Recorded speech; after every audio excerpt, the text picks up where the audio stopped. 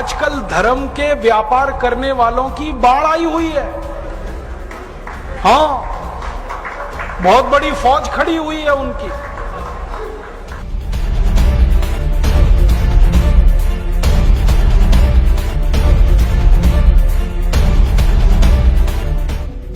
शराब का सबसे पहला फायदा, शराब आपके कॉन्फिडेंस को बढ़ाती है।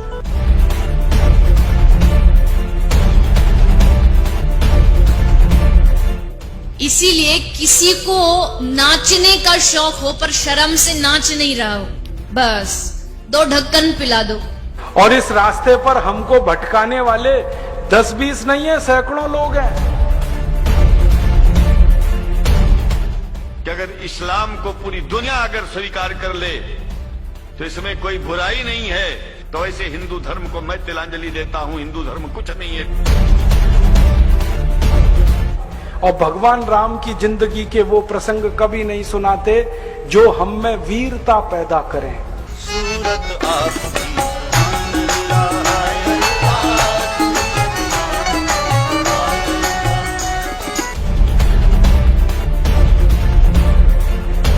कहीं से 10 करोड़ लूटो, कहीं से 20 करोड़, कहीं से 25 करोड़।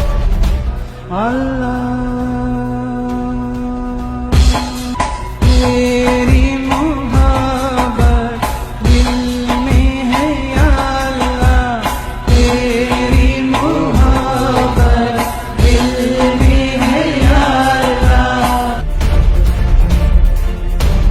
मैंने देखा है क्या क्या पाखंड और नौटंकी चलता है। जिस समय नमाज पढ़ी जाए तो हम भी प्रयास करें कि अपनी भागवत बंद करके 5 मिनट के लिए उनके लिए हम अल्लाह को प्रणाम करें। क्या जाता है, क्या फर्क पड़ता है। एक आया राम की कथा कहेगा 10 करोड़ लेके जाएगा, दूसरा कृष्ण की कथा कहेगा वो 15 करोड़ लेके जाएगा। मुझे मैं राम कथा में संकीर्तन कराता हूँ और बीच में हरि बोल कराता अली मौला बुलाता हूँ और पूरी सभा अली मौला का कीर्तन करती है। तो कई धर्मगुरु मुझे भी पूछते हैं कि आप हरि बोल के साथ अली मौला को क्यों लाते हैं। मैंने कहा मैं लाता नहीं, अली मेला मुझसे बोल रहा है। ये बापू नहीं है, डाकू है। बापू नाम तो शर्म आती है कहते हुए, और माला पकड़ा देते हैं कि राम राम राम राम राधे राधे राधे राधे राम राम राम राम राधे राधे, बस यही करो देश तो ठीक हो जाएगा। और ज्यादा उनसे तर्क करो तो कहने लगे तुम क्यों व्यर्थ चिंता करते हो, तुम क्या लाए थे, क्या ले जाओगे, जो हो रहा है अच्छा हो रहा है। मैंने देखा है क्या क्या पाखंड और नौटंकी चलता है।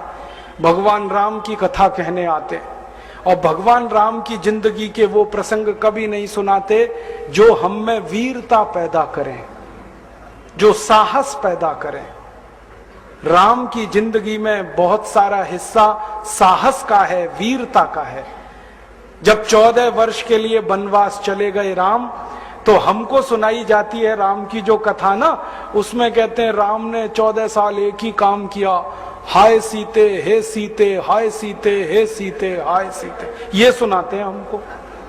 हाँ, यही सुनाते हैं निकाल के कहानी में से। और मैं कहता हूं कि राम को अगर हाय सीते हे सीते हाय सीते यही करना था 14 साल, तो दूसरा विवाह क्यों नहीं कर लिया। सैकड़ों राजा तैयार थे अपनी राजकुमारियों को राम को देने के लिए, वो तो कर लेते दूसरा विवाह। क्योंकि हाय सीते हे सीते, हाय सीते हे सीते, एक स्त्री के लिए अगर वो इतने ही बिलख रहे थे, तड़प रहे थे, दूसरा विवाह कर लेते। तो ये सब चुप हो जाते हैं, फिर बात नहीं करते। फिर मैं उनको रामायण में से निकाल के दिखाता हूं, देखो राम ने हे सीते हाय सीते कहा नहीं कहा ये मुझे नहीं मालूम, लेकिन 14 साल वन में रहते हुए सैकड़ों राक्षसों का संहार किया उन्होंने, मारा उनको और धर्म राज्य की स्थापना कराई। ये कहानी नहीं सुनाते क्योंकि इससे वीरता पैदा होती है। तो राम का जो वीरत्व है वो नहीं सुनाएंगे आपको, उनकी जो कमजोरियां हैं वो सुनाते हैं आपको। और राम कथा जब वर्णन की जाती है तो मंच पे बैठ के आहा कैसे आंसू ढलल ढलल आंसू निकलेंगे, आपको भी रुलाएंगे, खुद भी रोएंगे। किस बात के लिए?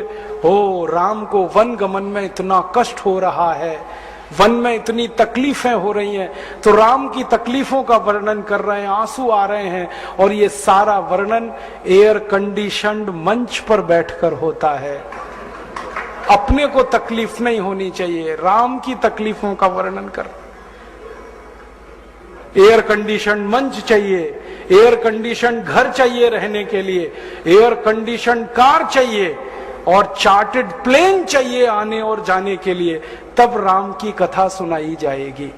जो राम जिंदगी भर पैदल चलते रहे, जिन्होंने अपना रथ भी छोड़ दिया था अयोध्या से निकलते समय, वो राम ने जिंदगी भर पैदल चल के काम किया, और यहां एयर कंडीशन कारों में घूम घूम कर, चार्टर्ड प्लेन में घूम घूम कर राम की कथा सुनाते हैं। वो कथा वथा नहीं है, वो उद्योग है, व्यापार है, बिना टैक्स का। और मुझे बहुत शर्म है ये कहते हुए, समय आने पर प्रमाण से बात करूंगा कि राम कथा कहने वाले ब्लैक मनी को व्हाइट मनी करने के काम में लगे हुए एजेंट हैं, और इससे ज्यादा कुछ नहीं। और मुझे इससे भी बड़ी शर्म आती है कहते हुए कि आप जो उनको दे रहे हैं दान के रूप में, वो पैसा ब्याज पर उठा रहे हैं वो दूसरे लोगों को, और आपके दिए हुए पैसे से धंधा बना रहे हैं अपना। फिर ऐसे कृष्ण की कथा कहने वाले आ जाते हैं, कहते राधे राधे राधे राधे राधे राधे, और कुछ कहो ही मत, राधे राधे। कंस को मारा, जरासंध को मारा, शिशुपाल को मारा, अधर्मियों को मारा, ये सब थोड़े में, राधे राधे राधे राधे बड़े में।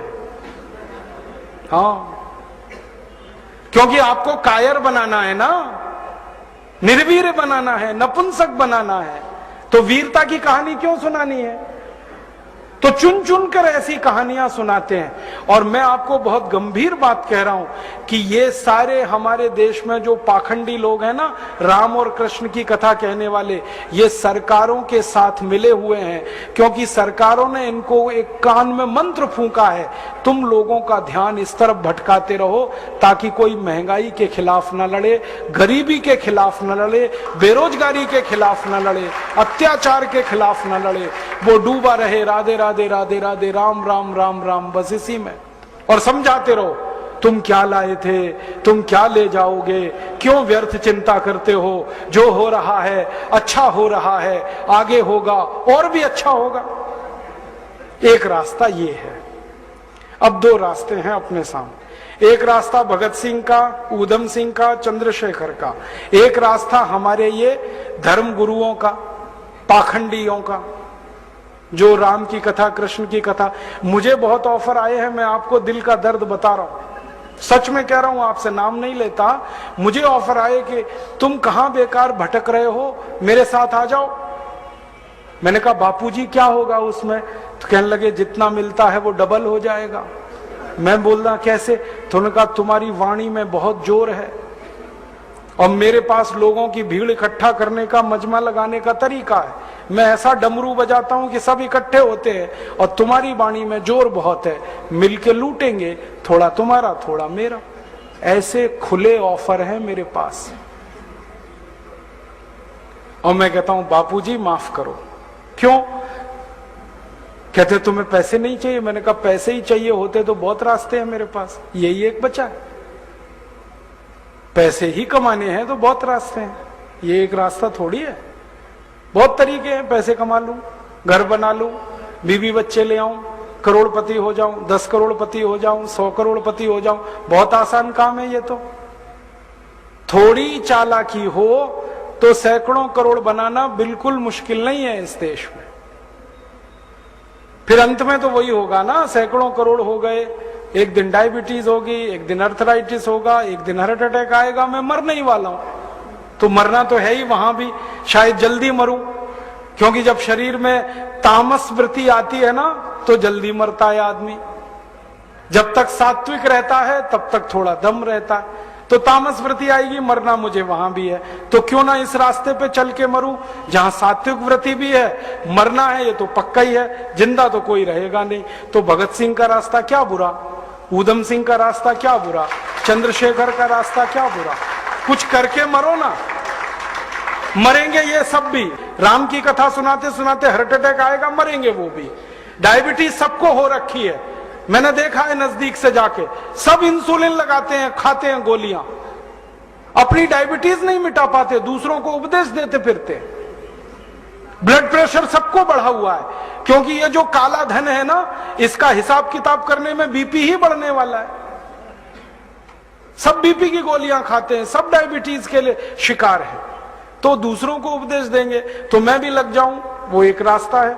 एक रास्ता भगत सिंह, उधम सिंह, चंद्रशेखर का भी है। मौत तो दोनों में ही आने वाली है, बस अंतर इतना है, एक मौत ऐसी आएगी जिसको देश और समाज जिंदगी भर याद रखेगा, और एक मौत ऐसी आएगी कोई पूछेगा नहीं।